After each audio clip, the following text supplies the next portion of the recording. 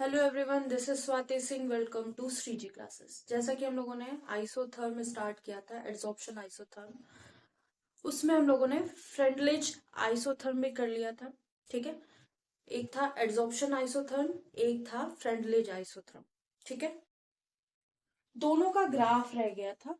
दोनों का ग्राफ समझते हैं। ग्राफ के बाद ग्राफ में जो जो चीजें होती है वो समझते हैं। तो एड्सॉर्प्शन आइसोथर्म का जो ग्राफ होगा वो कुछ इस तरह होगा, जैसा हम दिखा रहे हैं। तो इस y एक्सिस पे और x एक्सिस पे, y एक्सिस पे होगा x बाय एम। x क्या है? Mass of particle. m क्या है? Mass of surface. ठीक है, तो ये क्या है? x mass of adsorbed and m is mass of adsorbent. और यहाँ पे क्या है? प्रेशर। अब डिफरेंट डिफरेंट गैसेस ली। ठीक है, तो इन सबका अगर हमने एक पर्टिकुलर गैस ली किसी सब्सटेंस के ऊपर जिसका मास m था और x मास की गैस थी, तो हमने डिफरेंट टेम्परेचर पे डिफरेंट उसमें देखने को मिले। जब क्या था कि जब 273 केल्विन हमने लिया, जब टेम्परेचर ज्यादा था, प्रेशर ज्यादा था, तब ये क्या गैस क्या हो रही थी? इस साइड देखिए, एक्स बाय एम का रेशियो कम है। ठीक है, एक्स बाय एम का रेशियो कम है। और जैसे ही हम टेम्परेचर बढ़ाते हैं, टेम्परेचर कम करते हैं इनफैक्ट, ठीक है, तो कितना? 244 केल्विन करते हैं। तब यहाँ पे क्या होता है? प्रेशर बढ़ रहा होता है, तो ग्राफ भी बढ़ रहा होता है। ठीक है, ग्राफ में हमको एक्स बाय एम का जो रेशियो है वो ज्यादा देखने को मिलता है। फिर हम और टेम्परेचर अगर कम करते हैं ऑलमोस्ट 195 केल्विन के आसपास, तो हमको मतलब यहाँ पे प्रेशर और एक्स बाय एम के रेशियो के रिस्पेक्ट में ग्राफ तो दे दिया गया, लेकिन इसको साथ साथ में टेम्परेचर पे भी देख रहे थे। ठीक है,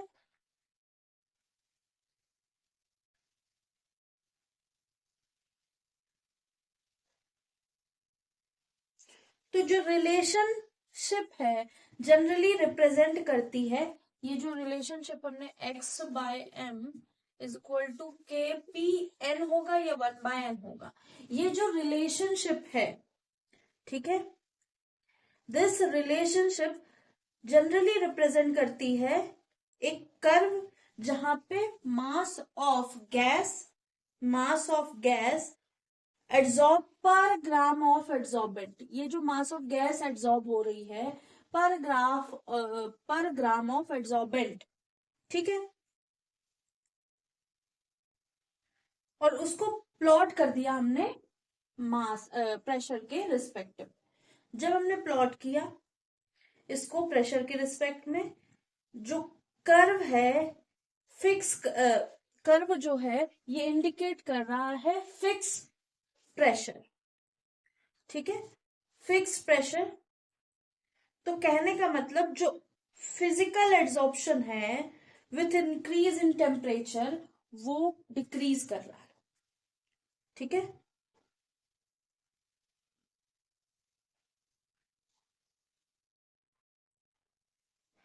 इफ टेम्परेचर डिक्रीजेस नहीं temperature increases temperature increases physical absorption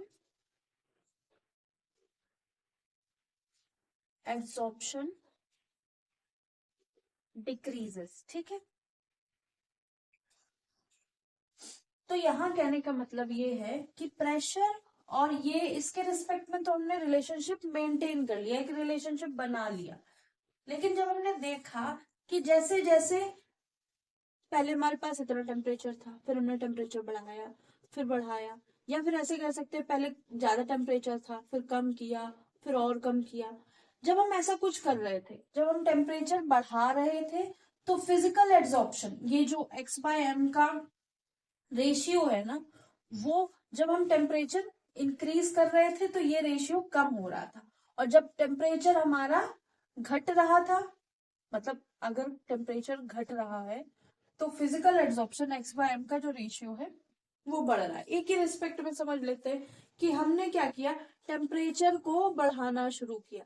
temperature को जब बढ़ाना शुरू किया तो प्रेशर तो ऑलमोस्ट सेम ही है सब में, देखिए ग्राफ देखेंगे तो हम, तो प्रेशर तो ऑलमोस्ट सेम ही लग रहा है, ठीक है।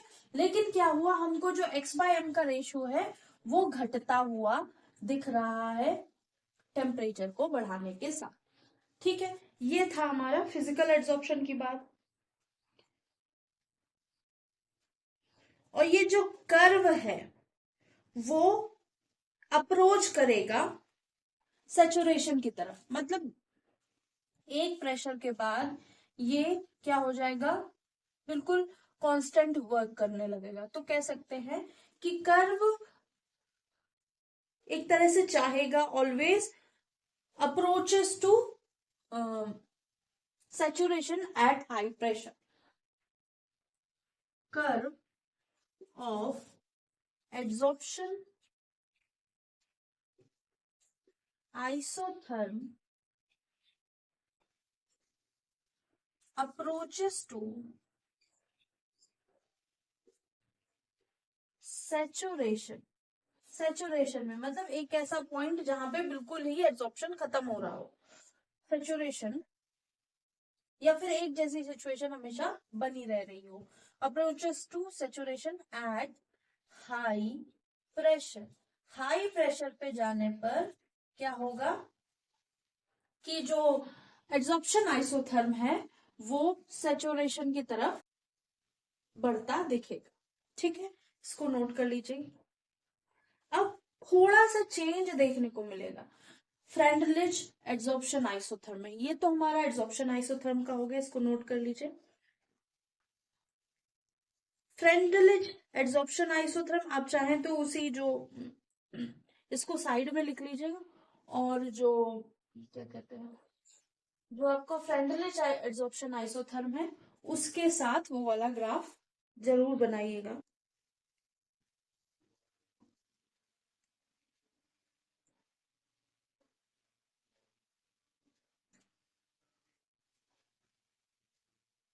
जो ग्राफ है फ्रेंडलिज आइसोथर्म का, वो एक तरह से वैलिडेट कर रहा है इस इक्वेशन को। जो इक्वेशन है x/m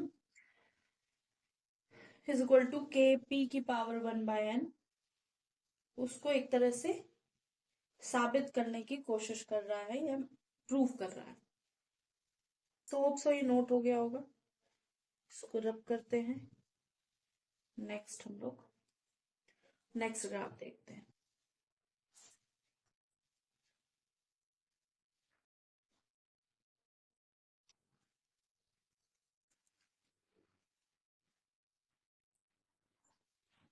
नेक्स्ट ग्राफ है फ्रेंडलिज आइसोथर्म या फ्रेंडलिज एड्सॉर्प्शन आइसोथर्म। आइसोथर्म मतलब हीट यहाँ पे कांस्टेंट है, ठीक है, ये टेम्परेचर कांस्टेंट है, ठीक है। तो यहाँ पे हम लोगों ने क्या किया, ये जो x/m is equal to k p की पावर n/n है, 1/n है, तो इसमें हम लोगों ने log ले लिया, ठीक है। log x/m is equal to log k plus 1/n log 1/n log p, ठीक है, ये ले लिया।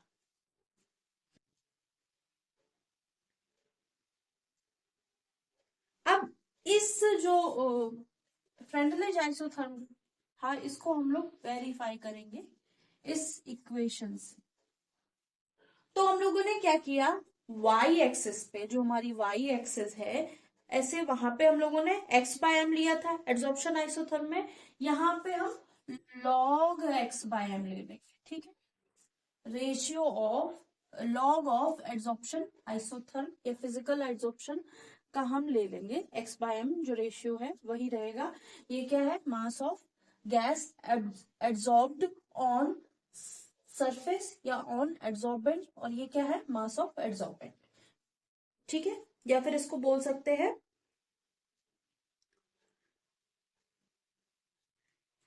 गैस एड्सॉर्ब पर gram of adsorbent, gas adsorb पर ग्राम ऑफ एड्सॉर्बेंट।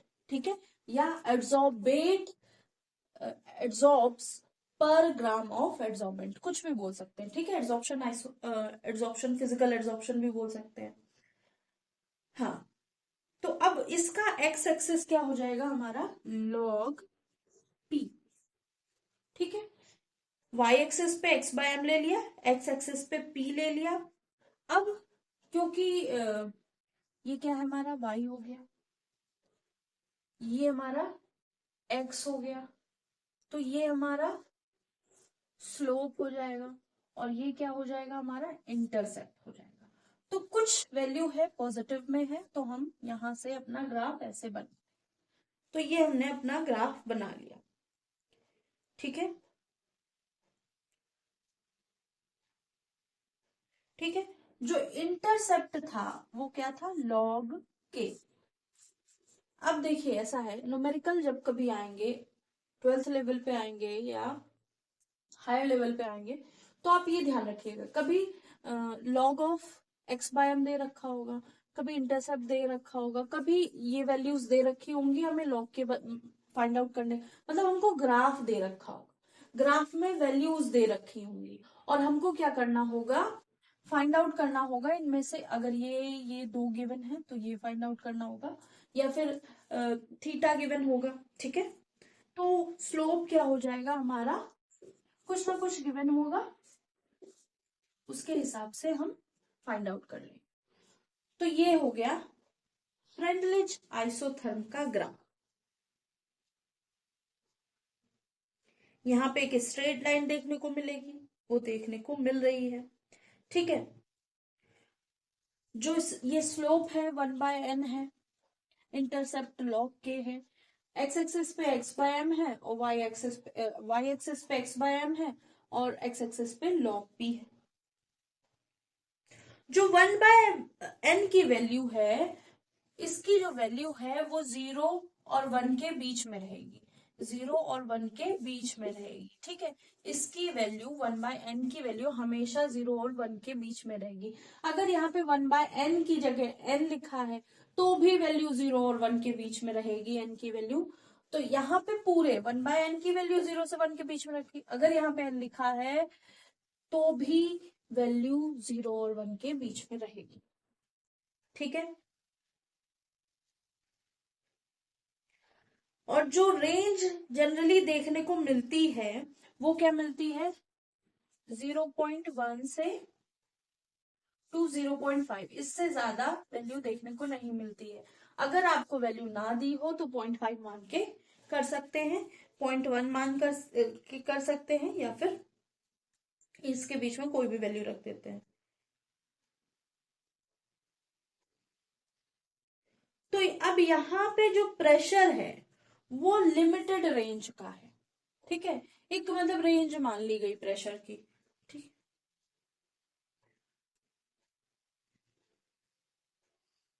ठीक है, रेंज मान ली गई प्रेशर की। तो इसको लिख लेते हैं, ये वाली लाइन,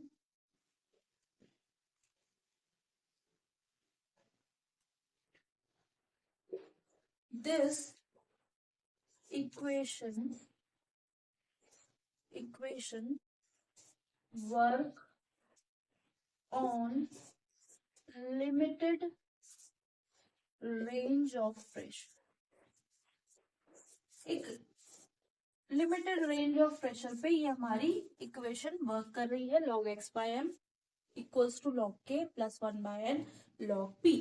ठीक है, हमारा प्रेशर जो होगा वो एक रेंज में होगा। अब यहाँ पे हम कंडीशन स्लोप की बात कर रहे थे, पहली कंडीशन होगी 1/n जब क्या होगा, और सेकेंड कंडीशन होगी जब 1/n हम क्या ले लें। फर्स्ट कंडीशन में अगर हम 1/n इज इक्वल टू 0 ले लेते हैं, ठीक है, 1/n इज इक्वल टू हमने 0 ले लिया, तो जो x/m है, x/m is equal to constant हो जाएगा। ठीक है, ये 1/n 0 ले लिया तो ये पूरी वैल्यू 0 हो गई। अब जब पूरी वैल्यू 0 हो गई तो ये हमारा कांस्टेंट ही तो बचा, बस x/m कांस्टेंट हो जाएगा। तो जब ऐसा हो रहा होगा तब एड्सॉर्प्शन जो होगा वो इंडिपेंडेंट, प्रेशर से इंडिपेंडेंट हो जाएगा, मतलब उसको प्रेशर से मतलब नहीं। अगर 1/n हमारा 0 हो गया या x की पावर n लिखी है वो 0 हो गई, तो जो हमारा सिस्टम वर्क कर रहा होगा या जो हम एड्सॉर्प्शन देखने की कोशिश कर रहे हैं उसमें प्रेशर से कोई फर्क पड़ना बंद हो जाएगा। ठीक है, इसलिए लिमिटेड रेंज ऑफ प्रेशर की बात की जा रही।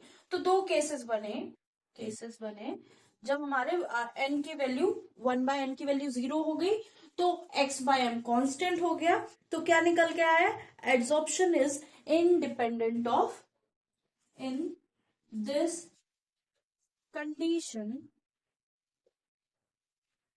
adsorption is independent of pressure.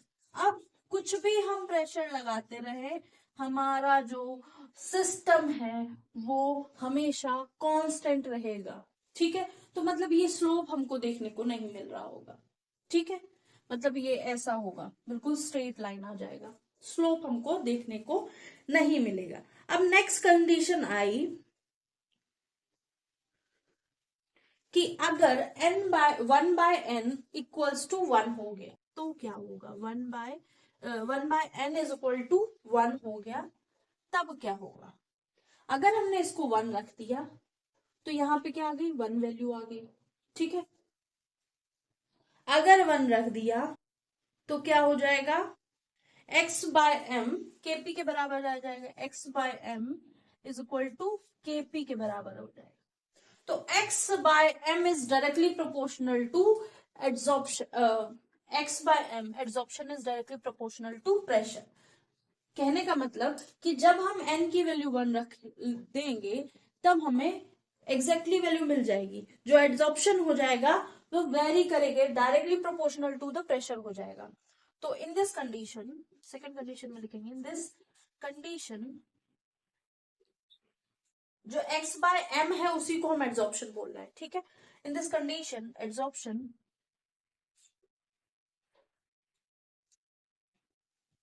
varies directly with pressure। जैसे जैसे हमारा प्रेशर चेंज करेगा वैसे वैसे हमारा एड्सॉर्प्शन चेंज करेगा। ठीक है, x/m की वैल्यू वैसे वैसे चेंज करेगी।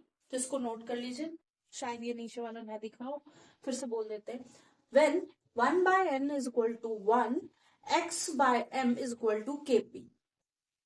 When value of 1/n is equal to 1, x/m is equal to kp, in this condition adsorption varies directly with pressure, या adsorption is directly proportional to pressure। फिर से बोल देते हैं, in this condition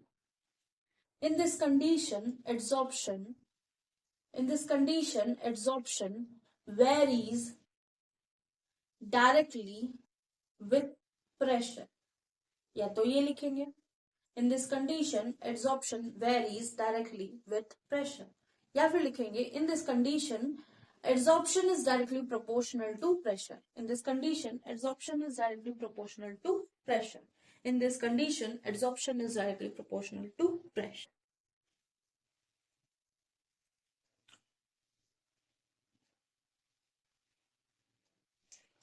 और ये दोनों कंडीशन सपोर्ट करती हैं हमारे ग्राफ।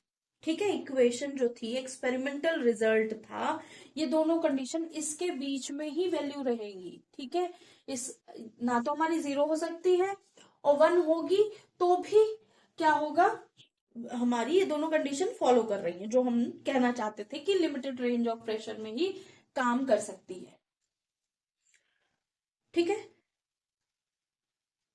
और जो एक्सपेरिमेंटल आइसोथर्म है, जो एक्सपेरिमेंटल आइसोथर्मल, जो आइसोथर्म हमने एक्सपेरिमेंट किया, ठीक है, उसमें क्या होगा, जो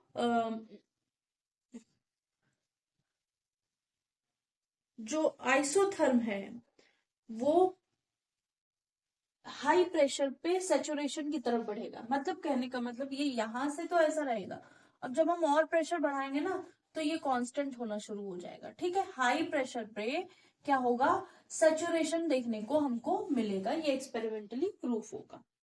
ठीक है,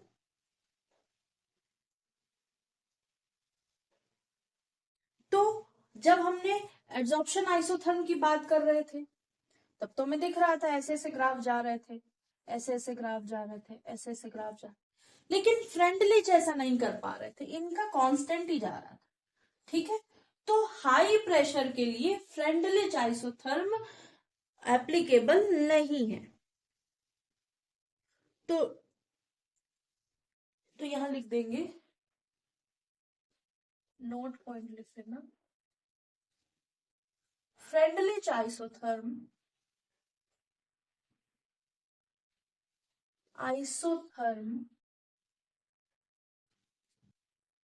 does not या fails at high pressure, fails at high pressure। ठीक है, हाई प्रेशर पे ये हमारा फ्रेंडलिज आइसोथर्म तो फेल हो गया था। ठीक है, और जो एड्सॉर्प्शन आइसोथर्म था वो यहाँ पे ऐसे हमको क्या देखने को मिल रहा था, हमको ऐसे कांस्टेंट होता देखने को मिल रहा था।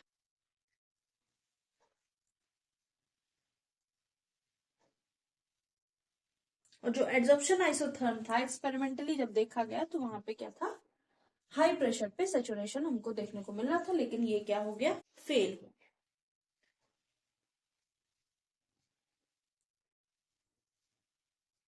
अब ये हो गया दोनों कंप्लीट, इसको नोट कर लीजिए, कुछ भी और समझना हो तो बताइएगा। अब हम एड्सॉर्प्शन क्या देखेंगे, सॉल्यूशन फेस में देखेंगे, एड्सॉर्प्शन सॉल्यूशन फेस में देखेंगे।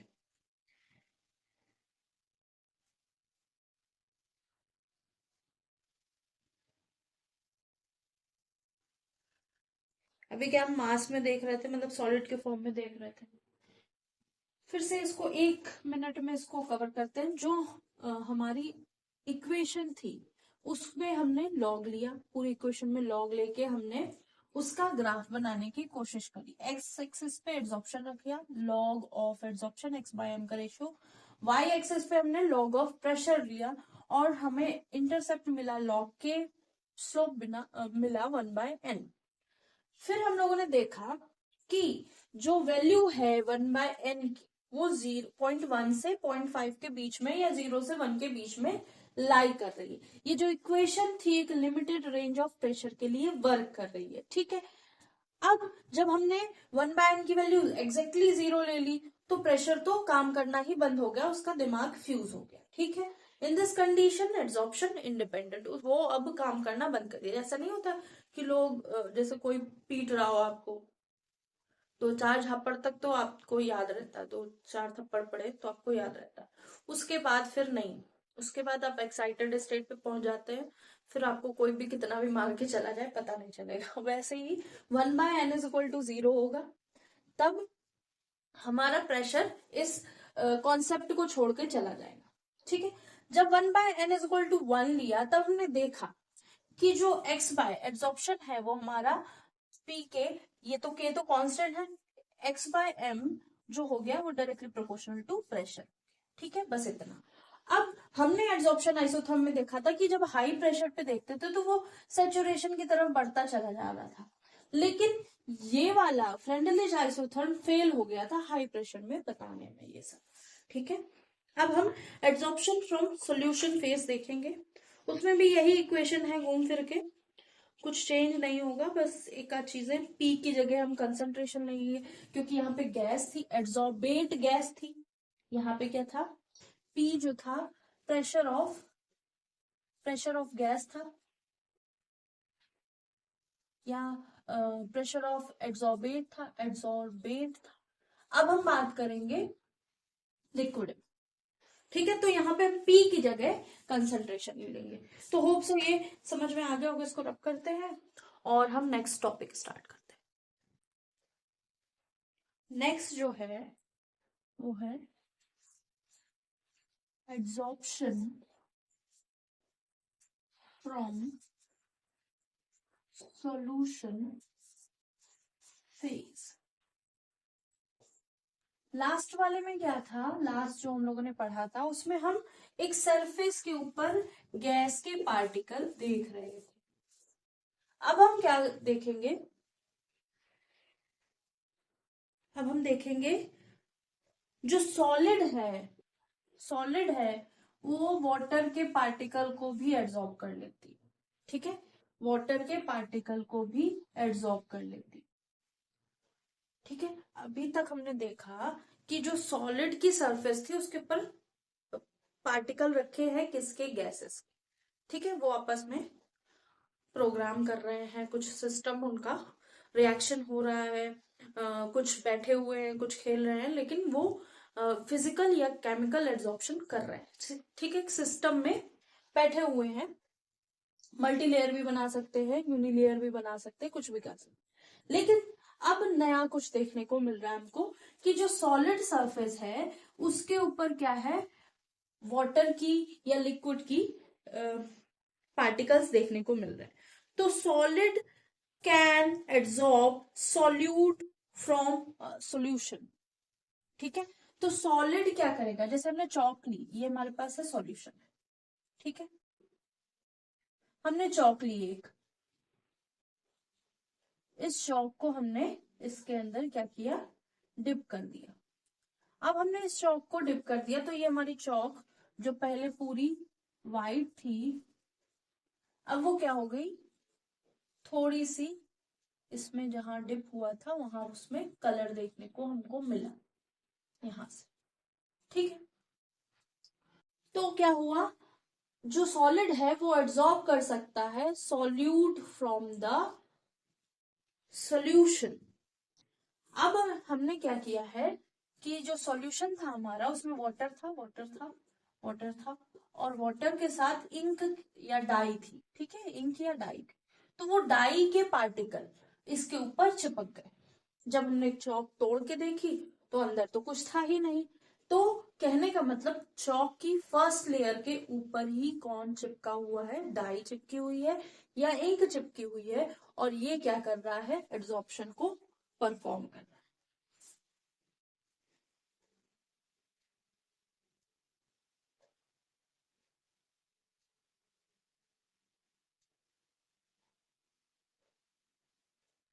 तो एक एक्सपेरिमेंट हुआ, इतनी बात समझ में आई। एक एक्सपेरिमेंट हुआ, उस एक्सपेरिमेंट में क्या किया गया, एक सोल्यूशन था एसिटिक एसिड का वाटर में, एक सॉल्यूशन था हमारा एसिटिक एसिड था प्लस साथ में वाटर। ठीक है, अब इसमें क्या किया हम लोगों ने, चारकोल डाल दिया। चारकोल जानते हैं, कोयला। चारकोल को डाला। जब हमने चारकोल को डाला एसिटिक एसिड और वाटर के सॉल्यूशन में,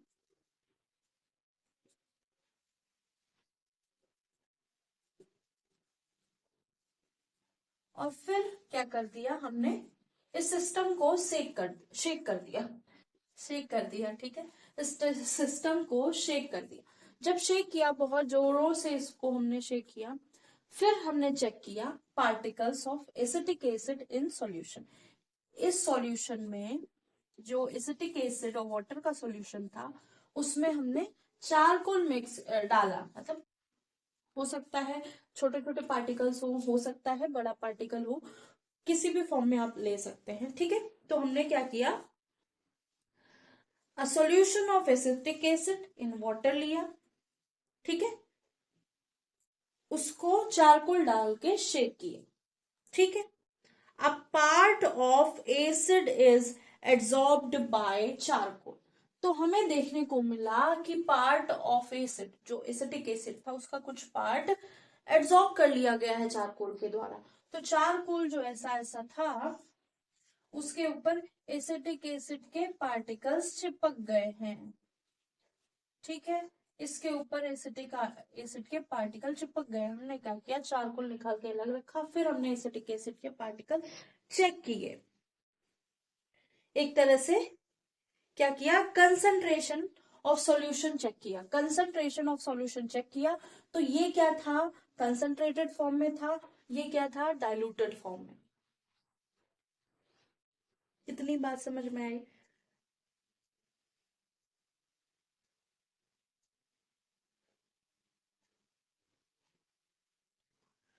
कहने का मतलब कि जब हमने एसिटिक एसिड में वाटर मिक्स किया, चारकोल डाला, उसको शेक किया, तो हमारा जो कंसंट्रेशन ऑफ वाटर था वो डिक्रीज कर गया।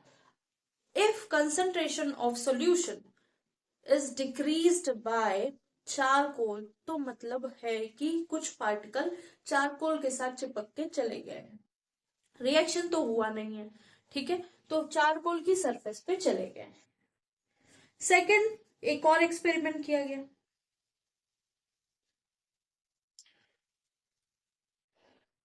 एक लिया गया, ये फर्स्ट हो गया। सेकंड, ये वाले एक्सपेरिमेंट आते हैं कभी कभी लिखे होते हैं। सेकंड एक्सपेरिमेंट किया गया लिटमस सॉल्यूशन।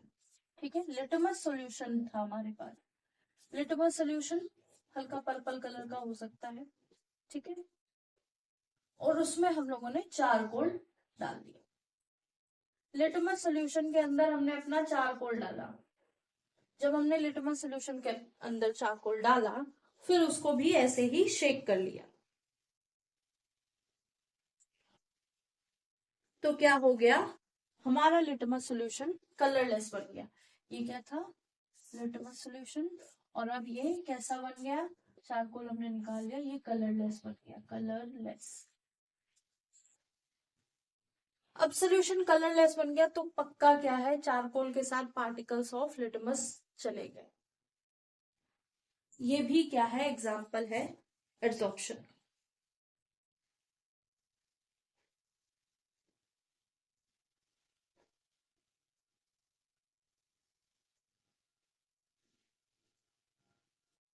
तो ऐसे कुछ एग्जाम्पल हमको देखने को मिले जिसमें क्या था कि जो सॉलिड था वो सॉल्यूशन में एड्सॉर्प्शन परफॉर्म कर रहा था। ठीक है, एड्सॉर्प्शन फ्रॉम सॉल्यूशन फेज हो रहा था। ठीक है,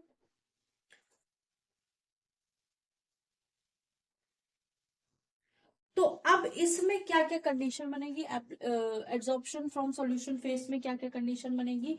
तो पहले तो ये एग्जांपल लिख लेते हैं, फिर उसके बाद क्या करेंगे, हम इसकी एप्लीकेशन लिख लेंगे। जो मतलब चीजें हो रही देखने को मिल रही हैं, और जो सिस्टम, जो भी ये सिस्टम है, ये एक सिस्टम है, इन सिस्टम के बारे में जो चीजें हो रही हैं वो लिख लेंगे, और जो फॉर्मूला प्रेशर की जगह कंसंट्रेशन यूज कर रहे हैं हम वो कर लेंगे। ठीक है, तो इसको रब करते हैं, पूरी थ्योरी इसकी समझते हैं, और एप्लीकेशन जो मेन एब्जॉर्प्शन की एप्लीकेशन है वो नेक्स्ट रन में होंगी। तो इसको रब करते हैं। फर्स्ट हमने एग्जांपल देख लिया है, क्या है कि हमने चारकोल लिया जो सॉलिड था, जिसको हम एड्सॉर्बेंट बोलते हैं।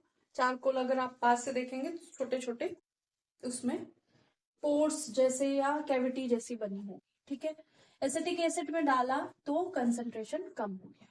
लिटमस सॉल्यूशन लिया, चारकोल डाला, चारकोल एड्सॉर्बेंट था, ये लिटमस सॉल्यूशन और एड्सॉर्बेट था, तो क्या हुआ, यहाँ पे भी सॉल्यूशन का कलर चला गया।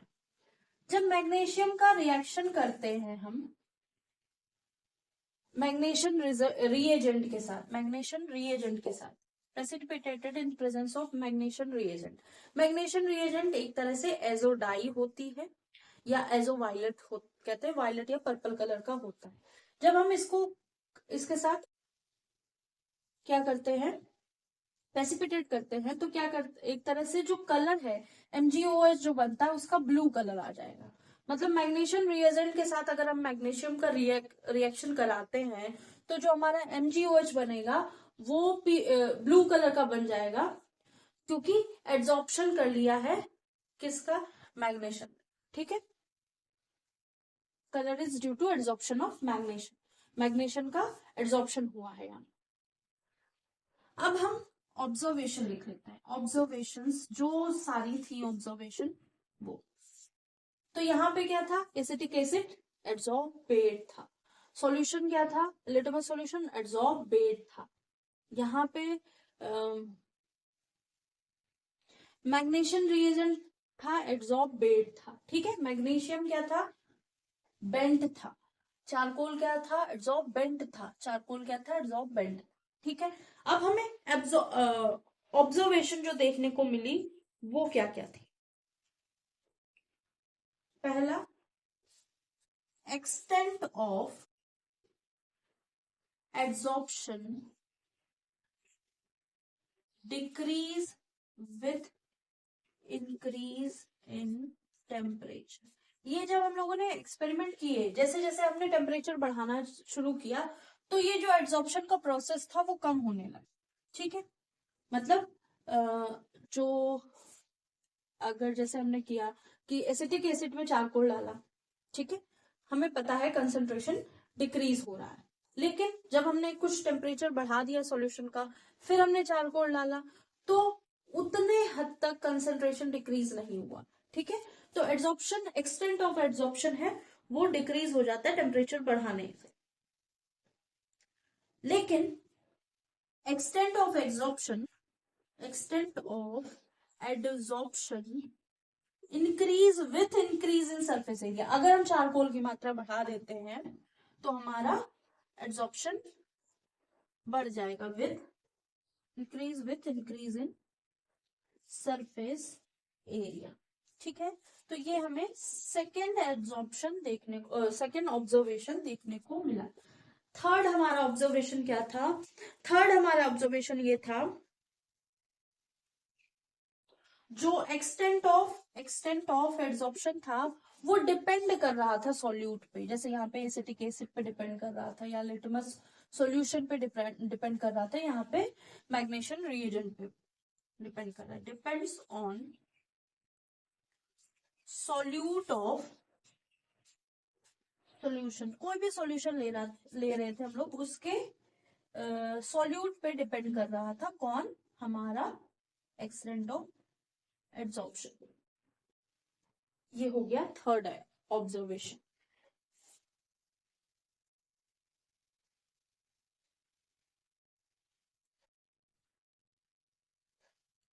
Fourth extent of adsorption, adsorbate और एड्सॉर्बेंट दोनों पे डिपेंड करेगा। मतलब सॉल्यूट पे भी ये जो है, मतलब क्योंकि सॉल्यूट और सॉल्यूशन की बात हो रही है, सॉल्यूट और सॉल्यूशन, सॉल्यूट क्या कर रहा था, चिपक जा रहा था जाके उस पे एड्सॉर्बेंट पे, तो यहाँ पे दोनों पे डिपेंड करेगा। एक्सटेंट ऑफ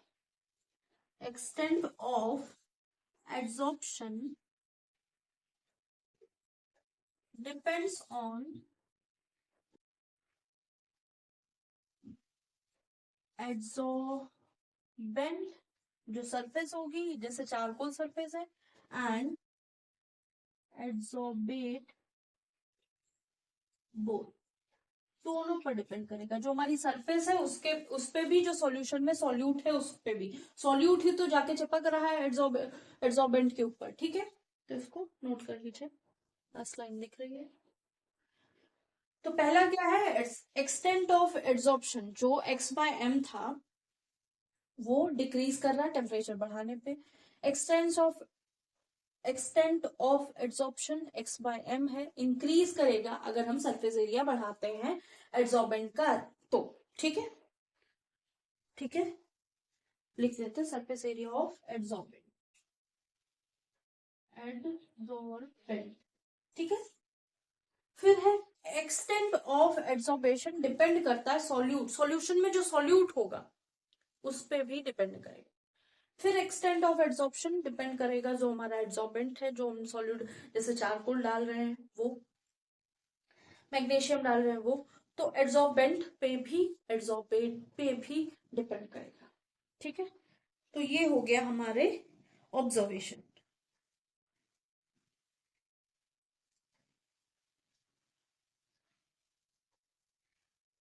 अब जो मैकेनिज्म है एड्सॉर्प्शन आइसोथर्म सॉल्यूशन फेज की, वो इतनी ज्यादा नोन नहीं है। ठीक है, तो फ्रेंडलिच इक्वेशन को ही अप्रोक्सीमेटली डिस्क्राइब कर दिया गया है इन फॉर्म ऑफ कंसंट्रेशन। ठीक है, तो कोई कहे इसका अलग से कोई फॉर्मूला, वो नहीं है। फ्रेंडलिच आइसोथर्म में ही प्रेशर को कंसंट्रेशन लेके ही सारी चीजें डिस्क्राइब करने की कोशिश की गई है।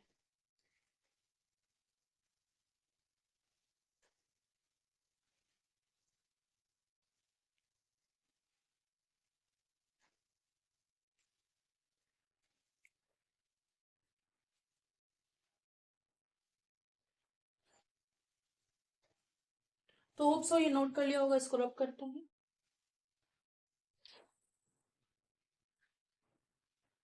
यहाँ लिखेंगे Freundlich equation.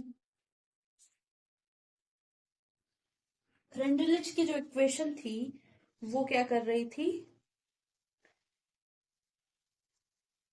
Describe the Freundlich equation describe the adsorption from solution phase। जो सॉल्यूशन फेज में एड्सॉर्प्शन हो रहा था उसको हमारी फ्रेंडलिच इक्वेशन क्या कर रही थी, डिस्क्राइब कर रही। ठीक है, ये behaviour, describe behaviour of adsorption. Friendlich equation describes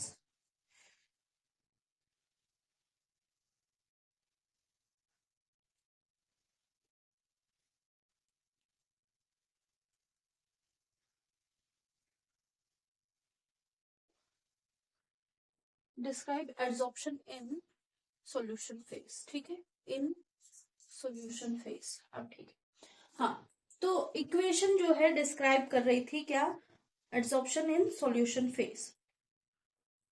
तो क्या किया था, x by M is equal to K, P की जगह कंसेंट्रेशन की पावर 1/n। तो यहाँ पे pressure is replaced by C. C क्या हो गई, कंसेंट्रेशन। ये हो गया हमारा extent of adsorption, extent of adsorption, जितना एड्सॉर्प्शन होगा वो, ये क्या है, कांस्टेंट, और 1/n हमेशा 0 और 1 के बीच में रहेगा। C इज इक्विलिब्रियम कंसंट्रेशन, तो इसको लिख सकते हैं C is equilibrium concentration when adsorption is complete। ठीक है, जब एड्सॉर्प्शन हो चुका होगा उसके बाद का कंसंट्रेशन वाला है ये। तो अगर हम इसी इक्वेशन को लॉग ले लेते हैं, log x by M is equal to log K plus 1/n log c। ठीक है, तो जो कंडीशन हमने वहां पढ़ी थी वो कंडीशन यहाँ पे भी हो गई। अगर n इज इक्वल टू 0 हो गया तो ये पूरी वैल्यू 0 हो जाएगी, 1/n इज इक्वल टू 0 हो गया तो ये पूरी वैल्यू 0 हो जाएगी, और हमारा एड्सॉर्प्शन जो है वो कंसंट्रेशन पे डिपेंड नहीं करेगा, इंडिपेंडेंट हो जाएगा कंसंट्रेशन की कंडीशन से। ठीक है, अगर 1/n 0 और 1 के बीच में आ रहा है, या ये इसकी वैल्यू, सेकंड, 1 मिनट, 0 हो जाता है, हाँ, इसकी वैल्यू 1 हो जाती है, तो क्या होगा, हमारा एड्सॉर्प्शन डायरेक्टली प्रोपोर्शनल हो जाएगा केपी। इसकी वैल्यू 1 हो जाती है तो x by M is directly proportional हो जाएगी कंसंट्रेशन के, ठीक है।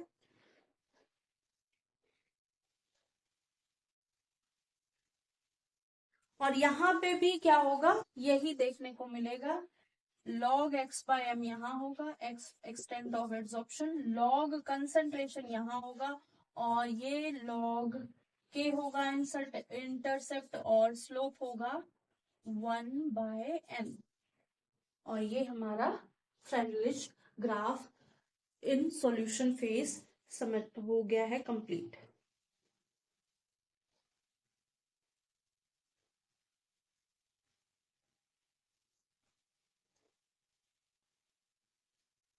और इसको हम एक्सपेरिमेंटली टेस्ट भी कर सकते हैं। हम क्या करेंगे, acetic acid solution 2-3 test tube में ले लेंगे, उसमें हम क्या डालेंगे, इक्वल अमाउंट की लेंगे, ठीक है, इक्वल अमाउंट का सॉल्यूशन लेंगे, और सब में चारकोल डाल देंगे, ठीक है, थोड़ा थोड़ा चारकोल डाल देंगे।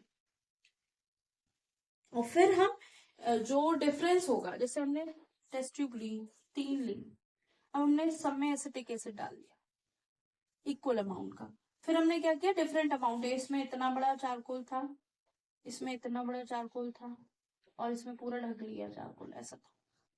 तो फिर हम क्या करेंगे, इसको शेक करेंगे और इनिशियल और फाइनल कंसंट्रेशन चेक करेंगे दोनों का, जिससे जो x की वैल्यू है वो क्या होगा, ये सॉल्यूट की वैल्यू होगी, ठीक है, और m किसकी है, कंसंट्रेशन इसकी है, चारकोल की, और पूरा एक्सटेंट ऑफ एड्सॉर्प्शन है। तो इस इक्वेशन को यूज करके हम ये वाला एक्सपेरिमेंट लैब में भी कर सकते हैं, जो हम लोगों की स्कूल की या कॉलेज की लैब्स होती हैं उसमें।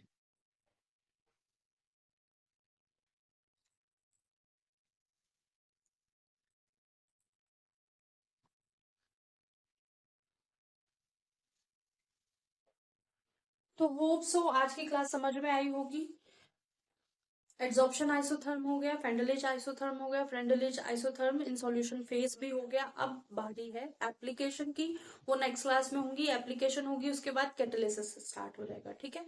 तो अब सब क्लासेस समझ में आ रही होंगी। जिन लोगों को नहीं समझ में आ रहा है या कुछ प्रॉब्लम हो रही है, वो आप कमेंट कर सकते हैं, हम आपको आपकी प्रॉब्लम जरूर नेक्स्ट क्लास में सही करेंगे, या फिर जो भी प्रॉब्लम होगी वो आप लिख दीजिए कि ये पोर्शन में नहीं समझ में आया, तो वो पोर्शन हम नेक्स्ट क्लास में जरूर कंप्लीट करेंगे।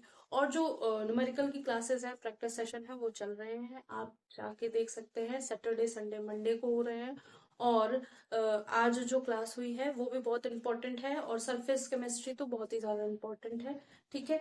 जो हायर लेवल पे हैं उनके लिए तो एक एक चीज बहुत अच्छी है, और कुछ जैसे 12th के बोर्ड वाले बच्चे हैं, उनके जैसे सिलेबस से 1-2 टॉपिक्स हटा दिए गए हैं, लेकिन उनके लिए भी जरूरी रहता है जब वो CUET वगैरह देते हैं, ठीक है।